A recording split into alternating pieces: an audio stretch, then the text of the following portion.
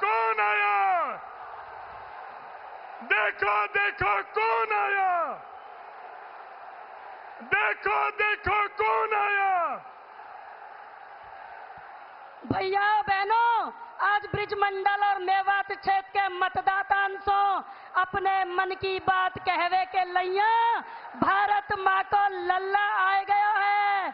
अरे कोई पुष्पन ते, कोई तारीन ते और कोई खुशी के आंसू ते और भारत माँ के शेर को स्वागत कर रहे हैं।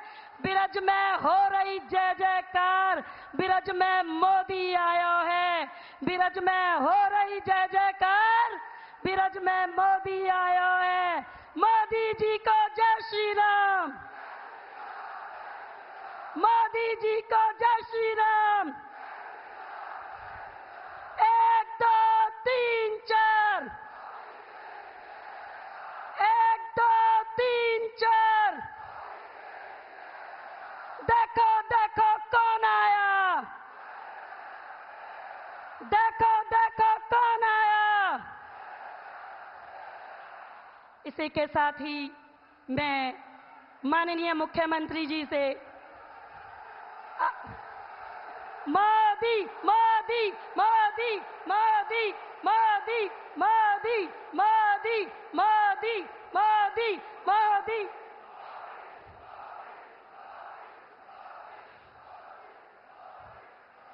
माननीय प्रधानमंत्री जी, हमारे मुख्यमंत्री जी को देखकर मुझे 2 पंक्तियां याद आती हैं। यह सुख कैसा शासन का, शासन रे मानव मन का। ठीक आप ही का अनुसरण करते हुए हमारे मुख्यमंत्री जी मानव हृदयों पर राज कर रहे हैं। इसलिए मैं माननीय मुख्यमंत्री जी को आमंत्रित करती हूं कि वो आए और अपने शब्दों के द्वारा माननीय प्रधानमंत्री जी का पलवल की इस रैली में हार्दिक अभिनंदन करें, स्वागत करें। माननीय मुख्यमंत्री जी।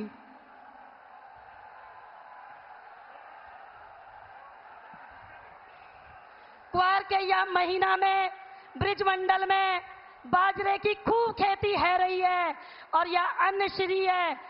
भेंट करके बाजरे की बालन का बुक्को देके मैं मुख्यमंत्री जी से आग्रह करती हूं कि वो माननीय प्रधानमंत्री जी का स्वागत करें। मोदी जी को जय श्री राम, मोदी जी को जय श्री राम, मोदी जी को जय श्री। प्रदेश अध्यक्ष जी से आग्रह है कि वो पटका पहनाकर माननीय प्रधानमंत्री जी का स्वागत करें। माननीय प्रदेश अध्यक्ष जी पटका पहनाकर।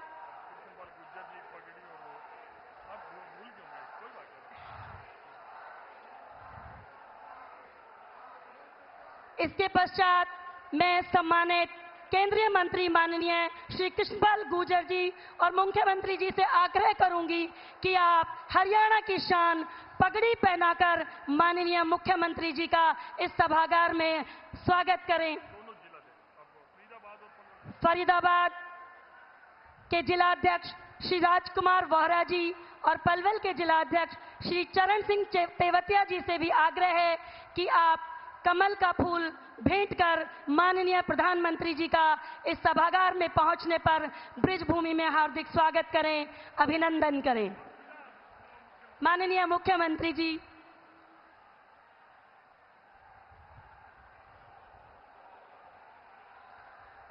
भारत माता के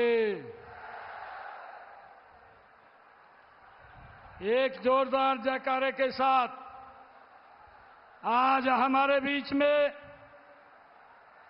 दुनिया के सबसे लोकप्रिय नेता, भारत के यशस्वी प्रधानमंत्री इस ब्रज की भूमि पर आए हैं। एक जोरदार जयकारे के साथ भारत माता के। आज हम सब का परम सौभाग्य है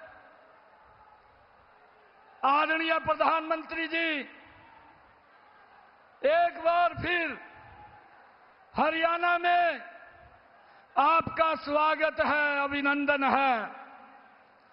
आपने हरियाणा चुनाव का शंखनाद कुरुक्षेत्र से किया था और आज आज ब्रज की इस पावन भूमि पर हम जनता का आशीर्वाद लेने के लिए यहां आए हैं। इस ब्रज भूमि में आने पर पूरे हरियाणा की ओर से आपको जय श्री कृष्णा।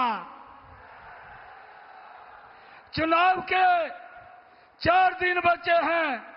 आज माननीय प्रधानमंत्री जी हमारे बीच में हैं। मैं आज आपको बताना चाहता हूं, नीति, नियत और नेतृत्व सही हो 10 सालों में क्या कुछ हो सकता है। इन 10 सालों में देश कितना मजबूत हुआ है और हरियाणा कितना आगे बढ़ा है। माननीय प्रधानमंत्री जी, मैं पिछले लगभग 6 महीने से लगातार लोगों के बीच जा रहा हूं, उनसे मिल रहा हूं और मैं जब किसी गरीब के घर जाता हूं, उनका आशीर्वाद लेने के लिए मैं वो बताना चाहता हूं। मैं जैसे ही घर के अंदर जाने लगता हूं तो वहां प्रधानमंत्री आवास का बोर्ड लगा मिल जाता है। फिर अंदर जाता हूं तो पानी का नल मिलता है, शौचालय मिलता है, व्यक्ति चाय के लिए पूछता है और बनाकर ला देता है। तो बताता है कि गैस का कनेक्शन भी सरकार ने दिया है, बिजली भी उस घर में होती है। अगर कोई बीमार दुखी होता है और हाल पूछता हूं तो पता चलता है कि इलाज भी आयुष्मान से हो रहा है। माननीय प्रधानमंत्री जी, मैं उस घर से लौटकर वोट की अपील करके बाहर नहीं आता, मैं खुश होकर आता हूं। आपके नेतृत्व में हमने उस गरीब के जीवन को बदला है जिसे पिछली सरकारों ने उसके हाल पर छोड़ दिया था। माननीय प्रधानमंत्री जी, मुझे खुशी है इस बात की होती है कि हम उस तक पहुंच पाए हैं जिसके पास आजादी के 70 सालों में कोई सरकार नहीं पहुंच पाई थी। माननीय प्रधानमंत्री जी, यह सब 10 सालों में हुआ है। भारतीय जनता पार्टी की सरकार में हुआ है, आपके नेतृत्व में हुआ है। कांग्रेस पूछती है 10 सालों में हरियाणा को क्या मिला। एक एमपी हाईवे कांग्रेस से 10 साल में पूरा नहीं हुआ था।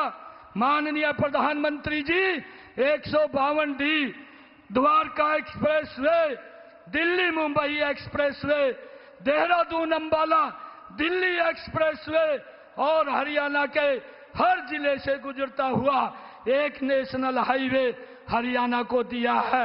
यह मात्र 10 सालों में हुआ है। माननीय प्रधानमंत्री जी, आज रेवाड़ी में एम्स का काम शुरू हो चुका है। जज्जर में एम्स का कैंसर सेंटर बन चुका है। अंबाला में कैंसर हॉस्पिटल बनकर तैयार है। प्राकृतिक चिकित्सा का सबसे बड़ा केंद्र झज्जर आ गया है। देश की आयुर्वेदिक यूनिवर्सिटी हरियाणा में बनने जा रही है। आज हरियाणा एक हरियाणवी राम का नाम भी लेता है और रामलला के दर्शन भी करने जाता है। यह सब 10 वर्ष के अंदर हुआ है। आदरणीय प्रधानमंत्री जी, आज हरियाणा का लाल सीमा पर जाता है तो पत्थरबाजों के हाथों उसकी जान नहीं जाती है। यह बदलाव पिछले 10 सालों में हुआ है। आदरणीय प्रधानमंत्री जी, यह बदलाव आदरणीय माननीय प्रधानमंत्री जी श्री नरेंद्र मोदी जी के नेतृत्व में और आपके आशीर्वाद से बनी भारतीय जनता पार्टी की डबल इंजन की सरकार के कारण आया है। आदरणीय प्रधानमंत्री जी, कांग्रेस यह सब करना तो दूर इन कामों की कल्पना भी नहीं कर सकती थी। कांग्रेस एक का एक ही सिद्धांत है। अंग्रेज कहते थे फूट डालो, राज करो। कांग्रेस कहती है झूठ बोलो और राज करो। पहले हरियाणा में 7 झूठ की गारंटी दी, लगा कि इससे तो बात बनेगी नहीं। अब तो पूरा का पूरा झूठ की किताब कांग्रेस ने उतारने का काम किया है। माननीय प्रधानमंत्री जी, अब सुना है मोहब्बत की दुकान लेकर दोनों हरियाणा पर्यटन यात्रा पर आए हैं। इनकी मोहब्बत की दुकान ऐसी है कि उसमें नौकरी से लेकर किसानों की जमीन और घोटालों से लेकर आरक्षण तक सब बिकता है, सबकी नीलामी होती है। भाइयों, कांग्रेस और भारतीय जनता पार्टी का सबसे बड़ा अंतर अगर कोई है तो यह है, कांग्रेस के नेता अपने परिवार का घर भरने, हरियाणा को लूटने के लिए आते हैं। और माननीय प्रधानमंत्री जी, आप जब हरियाणा आते हैं, हरियाणा को अपना परिवार मान करके उसके लिए कुछ ना कुछ करने का आप दे करके जाते हैं। माननीय प्रधानमंत्री जी, आपने 5 तारीख को धारा 370 खत्म की थी और 5 तारीख को ही आपने राम मंदिर का शिलान्यास भी किया था। अब एक और 5 तारीख आ रही है। मैं आपको विश्वास दिलाता हूं कि इस 5 तारीख को हरियाणा तीसरी बार भारतीय जनता पार्टी की सरकार बनाने का इतिहास रचेगा। मैं एक बार फिर हरियाणा की धरती पर आपका स्वागत करता हूं, आपका अभिनंदन करता हूं और आपको पूरे हरियाणा की तरफ से मैं राम राम कहता हूं। बहुत बहुत धन्यवाद।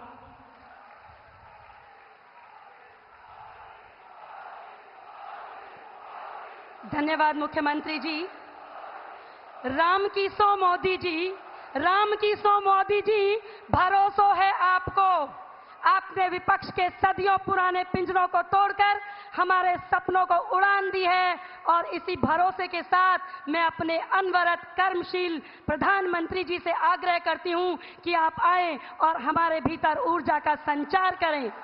माननीय प्रधानमंत्री मोदी जी को जय श्री राम, मोदी जी को राधे श्याम। देखो देखो कौन आया। जय जय श्री राधे, जय श्री कृष्णा। सारे बुजुर्गों ने, भाई बहना ने और नौजवान ने, मेरी औरतें, राम राम जी।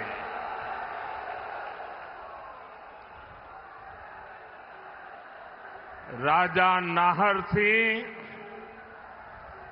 और राजा जैत सिंह नागर जी की इस वीर धरा को प्रणाम करता हूं।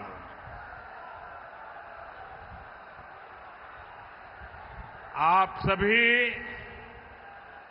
इतनी बड़ी संख्या में हमें आशीर्वाद देने आए हैं। दूर दूर तक जहां भी मेरी नजर पहुंच रही है, लोग ही लोग हैं। उत्साह और उमंग से भरा हुआ ये दृश्य चुनाव के नतीजों का एहसास दिला रहा है।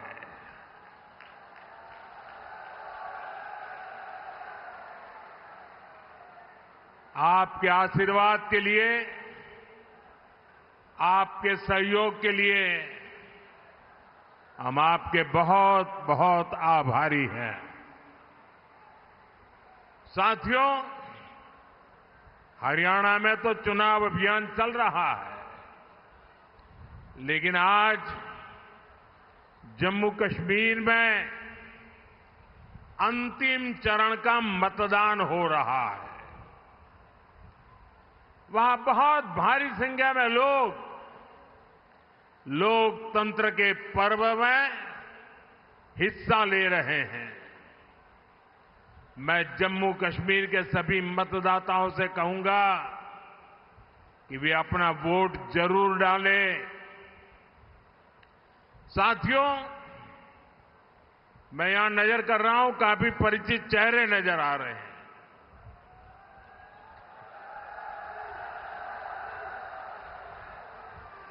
साथियों, मैंने एक सामान्य कार्यकर्ता के रूप में लंबे समय तक हरियाणा की जमीनी राजनीति को देखा है। बीते दिनों हरियाणा के अलग अलग क्षेत्र में मुझे चुनाव अभियान के लिए, जनता जनार्दन के दर्शन के लिए जाने का अवसर मिला है। आज इस चुनाव की ये मेरी अंतिम सभा है और आपने भी मेरी इस चुनाव की आखिरी सभा को 4 चांद लगा दिए हैं।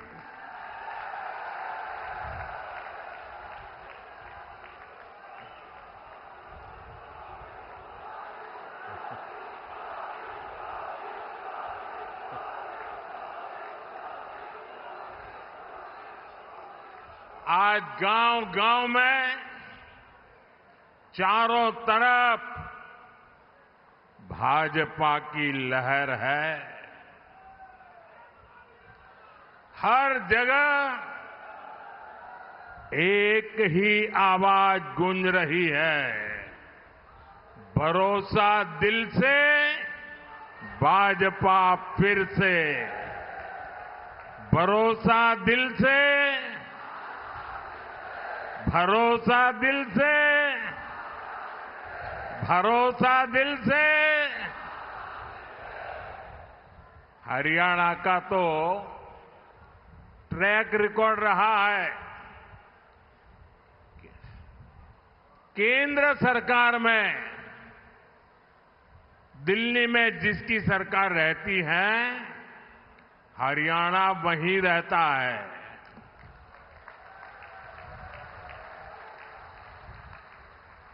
आपने दिल्ली में तीसरी बार भाजपा सरकार बनाई, अब यहां तीसरी बार भाजपा सरकार बनाना आप लोगों ने तय कर लिया है। साथियों, हरियाणा की इस धरती ने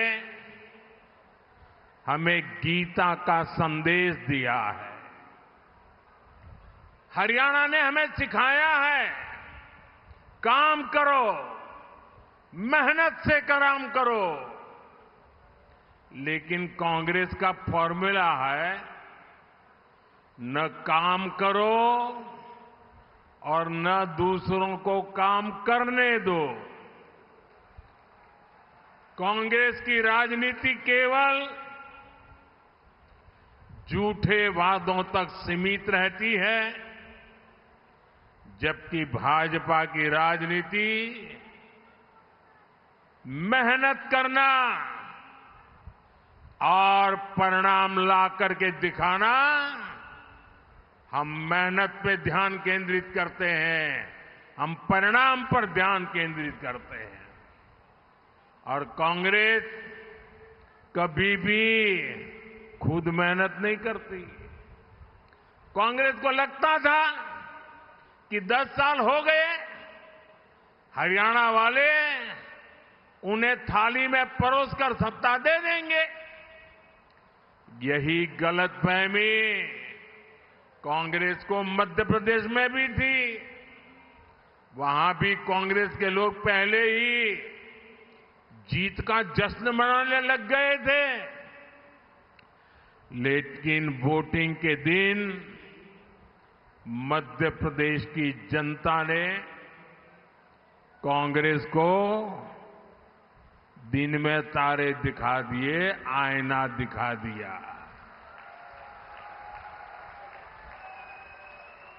यहां आपके पड़ोस में राजस्थान है, वहां भी कांग्रेस ने किसानों और नौजवानों को भाजपा के विरुद्ध भड़काने की भारी कोशिश की थी, लेकिन हुआ क्या? कांग्रेस धड़ाम हो गई, धड़ाम। अब यहां हरियाणा में भी यही होने जा रहा है, धड़ाम।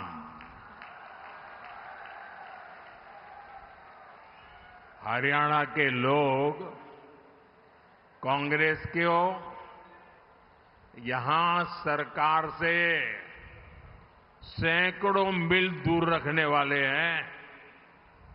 साथियों, यहां हरियाणा में कांग्रेस के भीतर जो कलह मची है,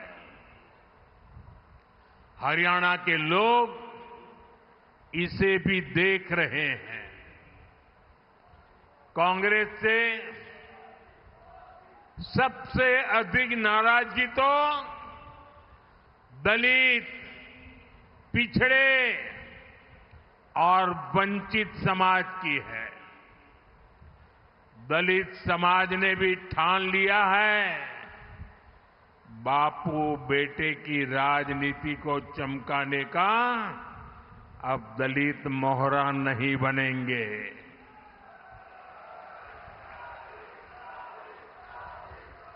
वो देख रहा है कि कैसे भाजपा सबको अवसर दे रही है। हमारे मुख्यमंत्री सैनी जी बड़ी विनम्रता के साथ सबको साथ लेकर चल रहे हैं। साथियों, कांग्रेस ने 60 साल, 70 साल तक देश पर राज किया।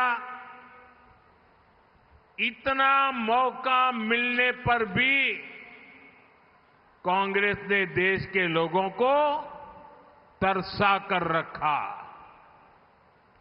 सड़क, बिजली, पानी, शौचालय, पक्के घर, एक बहुत बड़ी आबादी मूल सुविधाओं से वंचित थी। कांग्रेस के भ्रष्टाचार का हाल ये था कि 1 रुपया अगर दिल्ली से निकलता था तो गरीब के घर तक जाते जाते 15 पैसा हो जाता था। देश पूछ रहा है, ये वो कौन सा पंजा था जो 1 रुपये को घिस घिस करके 15 पैसा बना देता था। गरीबों के हक को लूटने वाले गरीबी हटाने का नारा देते थे।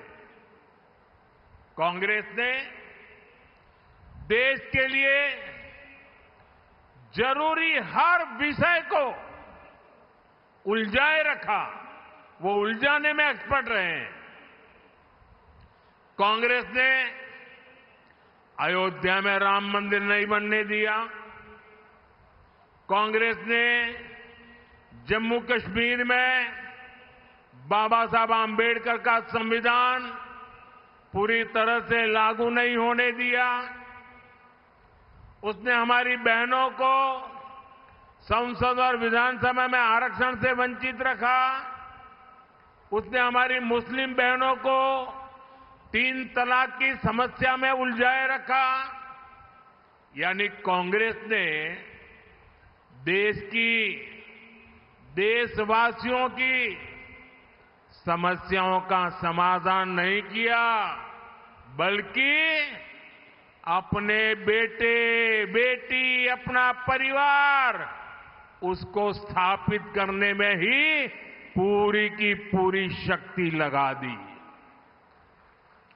साथियों, आज मैं पूरे देश के सामने, पूरे हरियाणा के सामने एक सवाल रख रहा हूं। आखिर ऐसा क्या है कि कांग्रेस इतना कुछ गलत कर रहे हैं, इतने सारे पाप कर चुके हैं, फिर भी सरकार बनाने के सपने देखते हैं? मैं आपको बताता हूं कि आखिरकार कांग्रेस को ये सपने देखने की हिम्मत कहां से आती है। दरअसल कांग्रेस को लगता है कि भाजपा के समर्थकों, ये सारे देशभक्ति से भरे हुए लोग हैं। ये देशभक्ति से भरे हुए लोगों का उनको भ्रमित करना, उनको तोड़ना, उसका कुछ रास्ता उनके दिमाग में चलता रहता है। बंद कमरों में कांग्रेस के नेता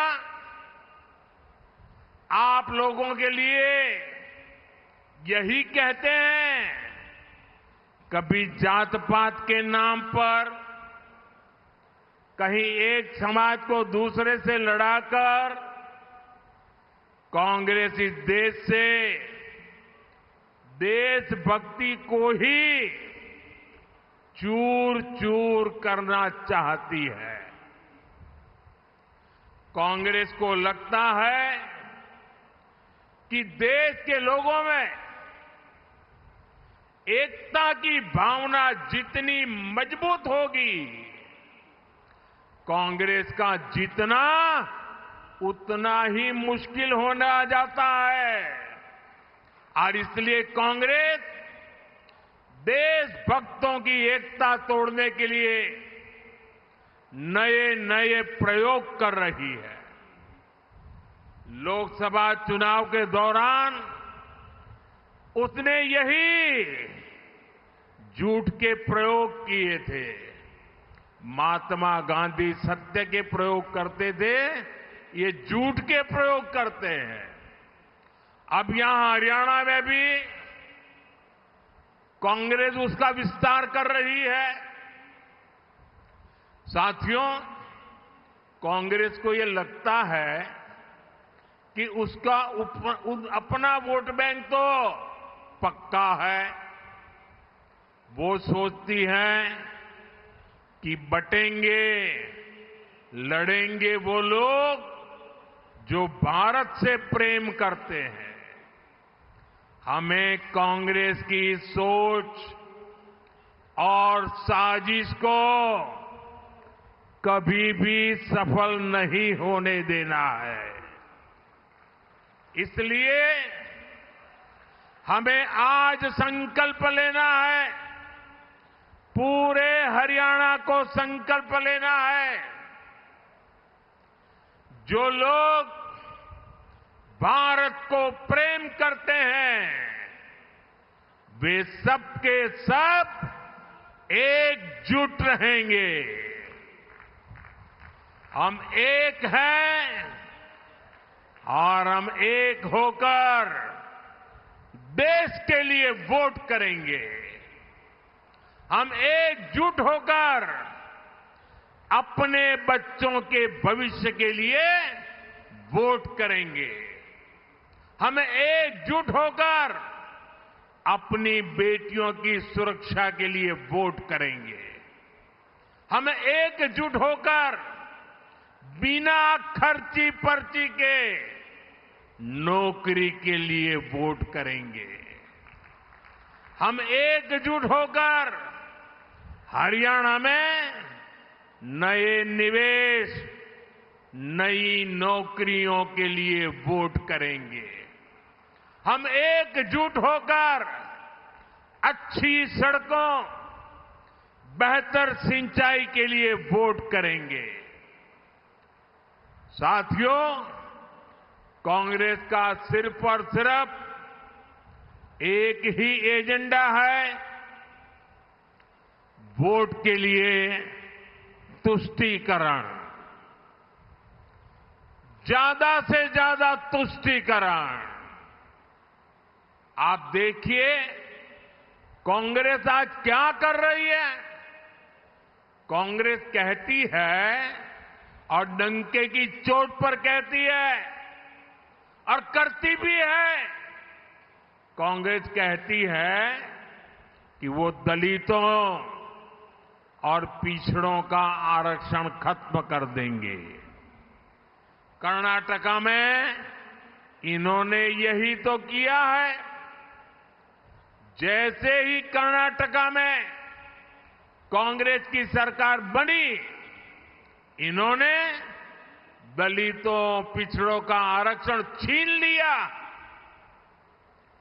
कांग्रेस ने दलितों पिछड़ों का आरक्षण धर्म के आधार पर अपने वोट बैंक में बांट दिया। यही कांग्रेस है जिसने अनेकों स्कूल कॉलेजों यूनिवर्सिटियों को माइनॉरिटी संस्थान घोषित कर दिया। जो पहले माइनॉरिटी नहीं थे, अच्छे खासे कानून नियम से चलते थे, लेकिन उन्होंने वोट बैंक के खातिर ऐसे हजारों संस्थाओं को माइनॉरिटी बना दिया। इनमें क्या हुआ? परिणाम ये हुआ कि पहले दलितों और पिछड़ों के बच्चों को जो दाखिला मिलता था वो बंद हो गया। ऐसी संस्थाओं में नौकरियों में जो आरक्षण था वो भी बंद हो गया। कांग्रेस ऐसे ही काम हरियाणा में भी करना चाहती है। साथियों, कांग्रेस देश की सबसे बड़ी दलित विरोधी पार्टी है। इस पार्टी ने दो बार डॉक्टर आंबेडकर को चुनाव हरवाया। उनको डर था बाबा साहब डॉक्टर आंबेडकर जी अगर पार्लियामेंट में आएंगे और उनकी आंखों में आंख मिलाकर सवाल पूछेंगे तो ये जवाब नहीं दे पाएंगे। इतने वो बाबा साहब से डरते थे। इसलिए दो बार उनको पार्लियामेंट में न पहुंचे, इसलिए भांति के षड्यंत्र किए। इन्होंने संसद के सेंट्रल हॉल की उनकी तस्वीर तक नहीं लगने दी। वो इतने डरते थे बाबा साहब से कि अगर संसद भवन में उनकी तस्वीर लग जाए तो भी ये कांपते थे। दलित हिंसा की सबसे ज्यादा घटनाएं कांग्रेस के राज में ही हुई है और अब तो इनका एक वीडियो भी वायरल हो रहा है। इनके एक नेता जिन्होंने मिर्चपुर कांड के समय भी दलितों के साथ बदनीयत दिखाई थी, उनके ऑफिस में कांग्रेस कार्यकर्ता डंके की चोट पर ताली लेकर के सीना तान करके कह रहे हैं कि एक दिन तो आरक्षण खत्म होगा ही। यानी कांग्रेस ने आरक्षण खत्म करने का प्लान बना लिया है और उनके लिए हरियाणा इसका टेस्ट स्टेट होने वाला है। लेकिन साथियों, जब तक बीजेपी है, जब तक मोदी है,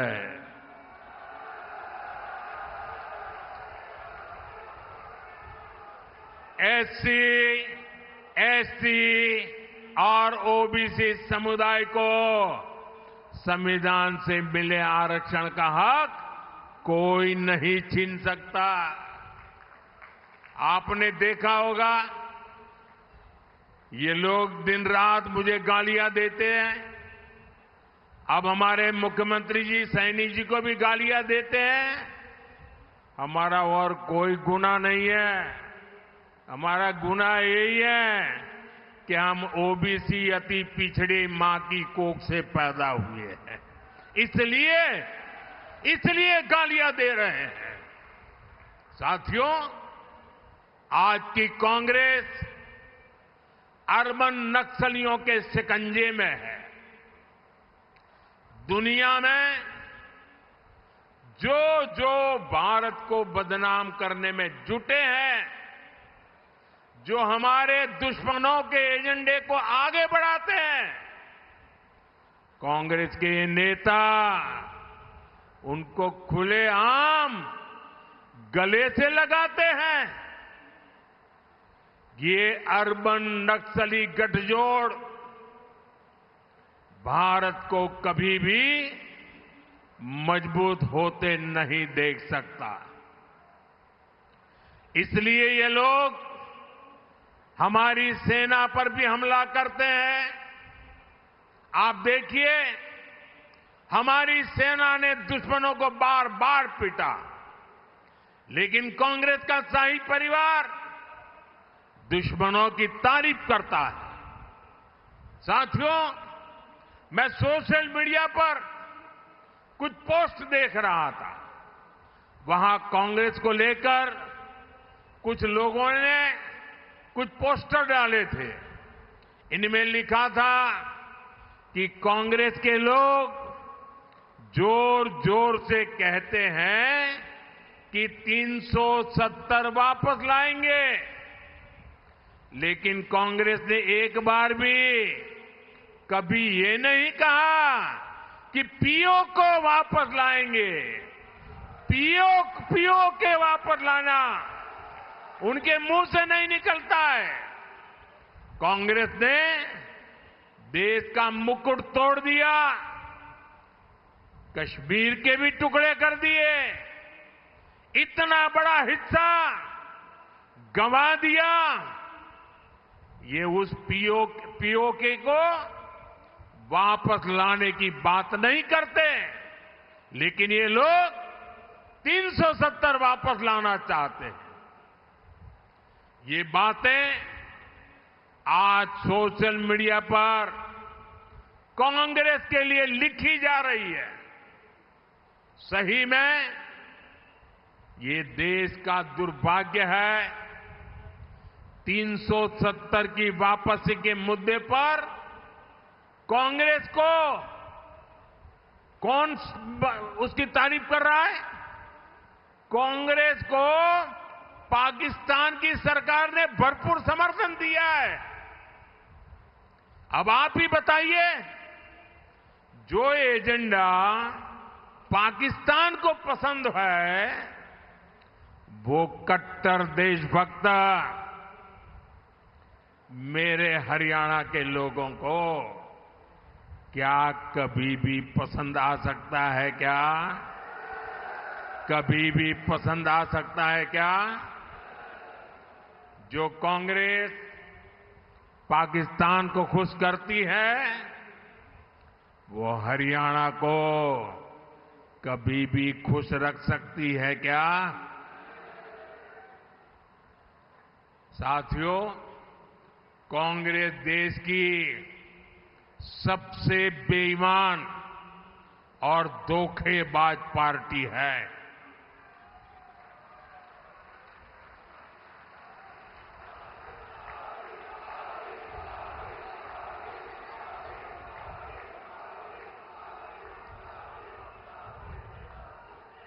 कांग्रेस के धोखों को गिनाऊंगा तो कई कई दिन निकल जाएंगे।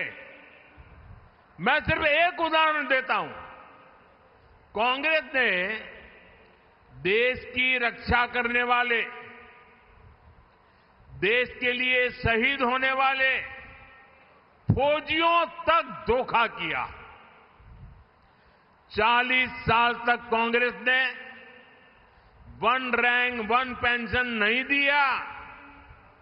सिर्फ 500 करोड़ रुपए दिखाकर कांग्रेस कहती थी OROP, one rank one pension 500 crore. जबकि मैंने रेवाड़ी में वादा किया था आकर के 2013 सितंबर में, और रेवाड़ी की धरती से मैंने कहा था, रेवाड़ी वीरों की धरती है, देश के लिए मर मिटने वालों का ये इलाका है। और तब मैंने कहा था, तब तो मैं चुनाव लड़ रहा था, प्रधानमंत्री नहीं बना था, मैंने कहा था कि मैं वादा करता हूं, मैं वन रैंक वन पेंशन लागू करके रहूंगा।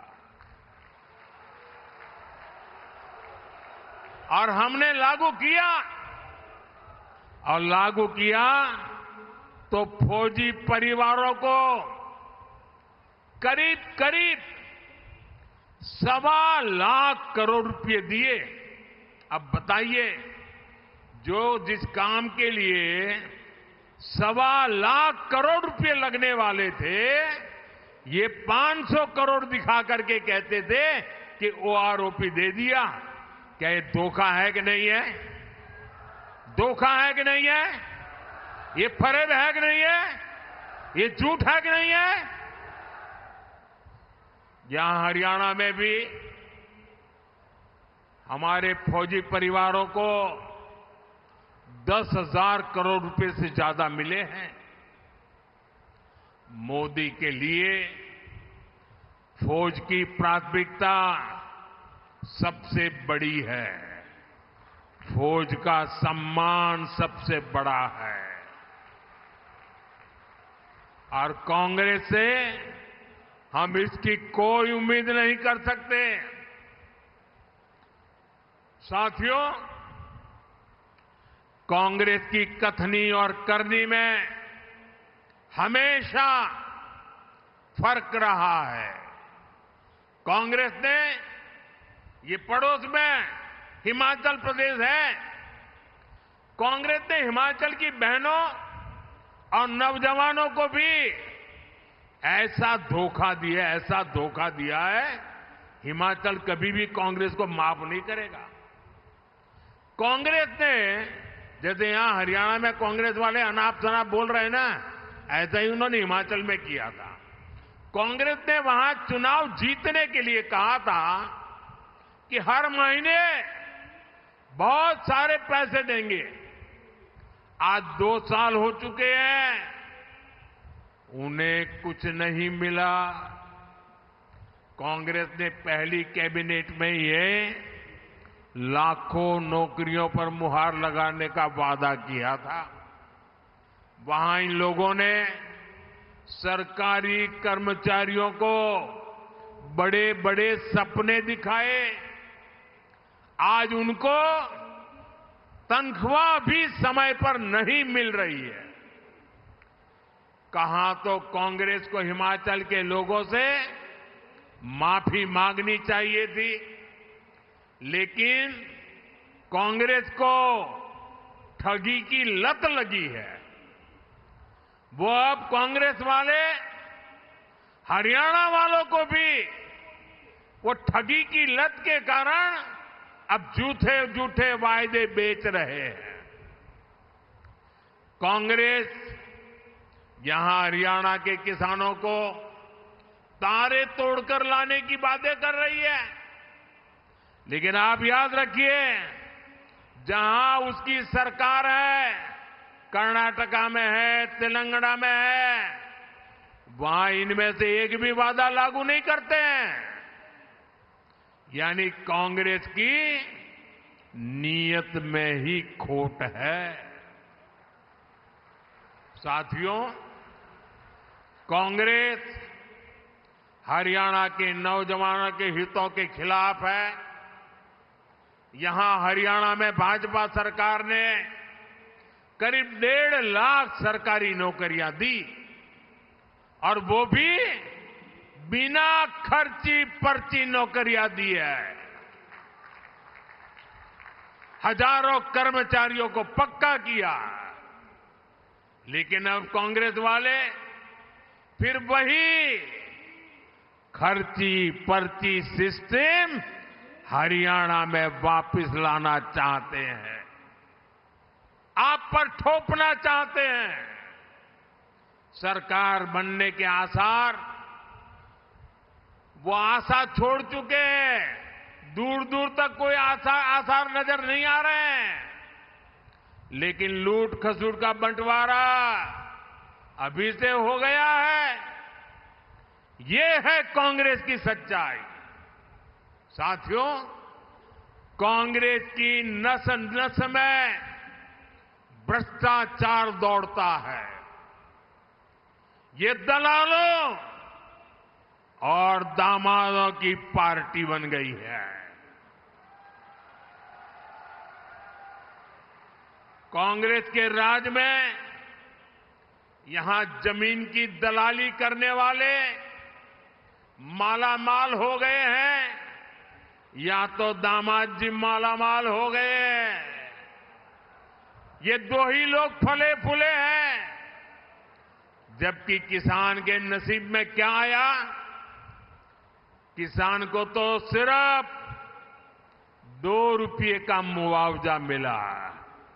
जो लोग 10 साल पहले हुड्डा जी की सरकार थी ना, हर किसान कहता है ये तो 2 रुपया मुआवजे वाली बड़ी आफत आई, और किसानों के घर में चेक पहुंचा क्या? 2-2 रुपया का चेक। और उस सरकार की पहचान थी किसानों के घर में, किसानों के दिल में, कि 2 रुपया मुआवजे वाली सरकार है। जबकि भाजपा सरकार हजारों रुपये का सम्मान निधि सीधी उनके बैंक के खाते में पहुंचाती है। प्राकृतिक आपदा होती है तो सही मुआवजा देती है। साथियों, आज कांग्रेस यहां एमएसपी को लेकर बड़ी बड़ी बातें कर रही है। लेकिन कांग्रेस की सरकार यहां सिर्फ 3-4 फसलों पर एमएसपी देती थी। वो दिन जरा याद करिए। जबकि भाजपा सरकार 24 फसलों की खरीद एमएसपी पर कर रही है।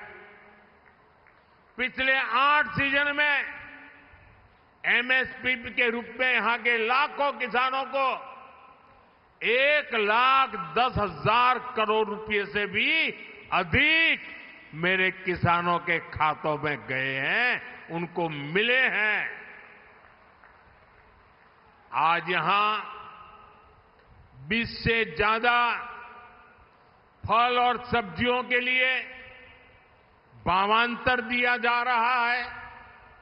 बाजरा और सूरजमुखी के लिए भी 900 करोड़ रुपए से अधिक इसका भावांतर दिया जा गया है।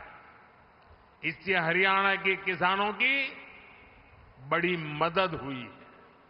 साथियों, आज मैं हरियाणा की माताओं, हमारी बहनों, हमारी बेटियों में भाजपा के प्रति सबसे अधिक उत्साह देख रहा हूं।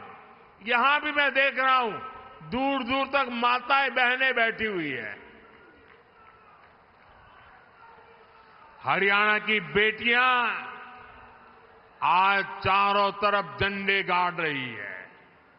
भाजपा सरकार की हर योजना माताओं, बहनों, बेटियों में नया आत्मविश्वास पैदा कर रही है।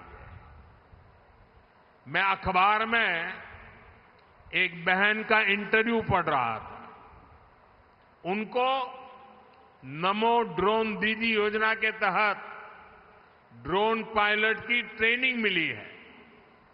वो बहन बताती है कि इस खरीफ सीजन में ही उन्होंने 800 एकड़ खेती पर ड्रोन से दवाई का स्प्रे किया और इससे उनको 3 लाख रुपए की कमाई हुई। एक सीजन में हमारे गांव की किसान की बेटी ड्रोन चला करके, दवाइयां स्प्रे करके 3 लाख की कमाई करे।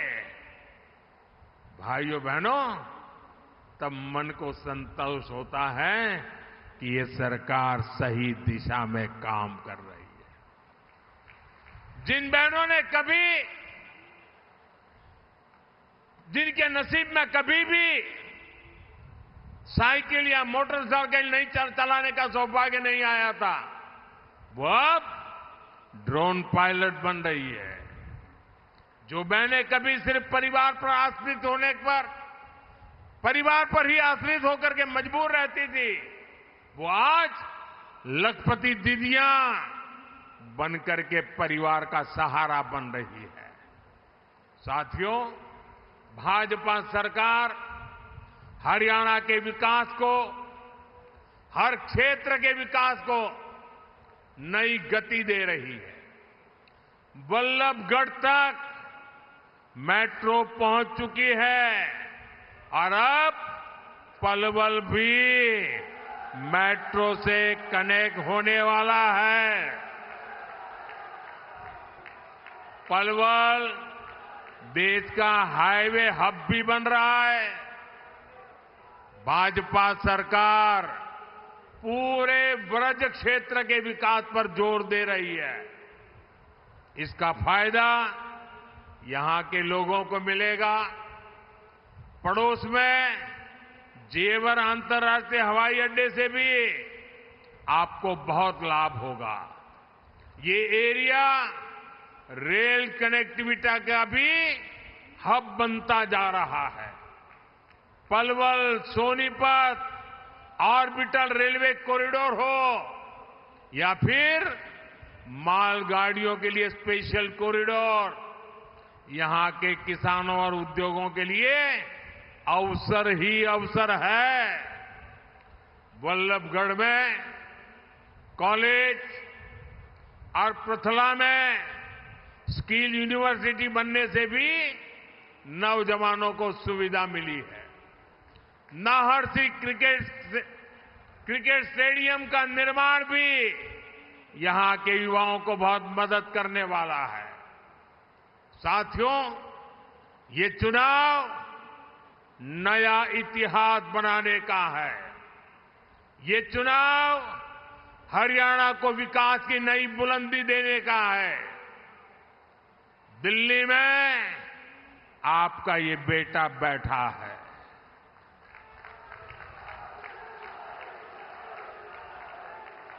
आप यहां तीसरी बार भाजपा सरकार बनाइए।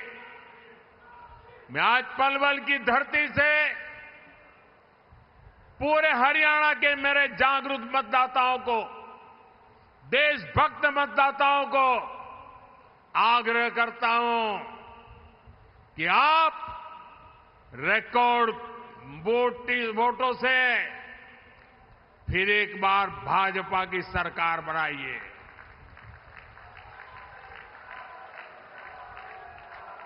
हरियाणा के तेज विकास की गारंटी ये मोदी की गारंटी है।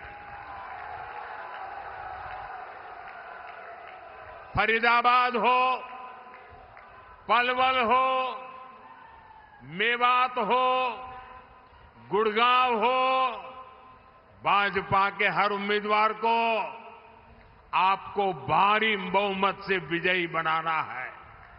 मैं सभी उम्मीदवारों से आग्रह करता हूं, जरा आगे खड़े हो जाए सभी उम्मीदवार जो चुनाव लड़ने वाले हैं, वो जरा आगे आ जाएं। आप सबके आशीर्वाद मेरे इन सभी साथियों को दीजिए। मुझे आपकी सेवा करने का मौका दीजिए। मैं फिर एक बार इतनी बड़ी तादाद में आशीर्वाद देने के लिए आए, मैं सर झुका करके आपका नमन करता हूं, आपका अभिवादन करता हूं। मेरे साथ बोलिए भारत माता की। दोनों हाथ ऊपर करके पूरी ताकत से आवाज दीजिए, भारत माता की, भारत माता की, भारत माता की, भारत माता की, भारत माता की। बहुत बहुत धन्यवाद।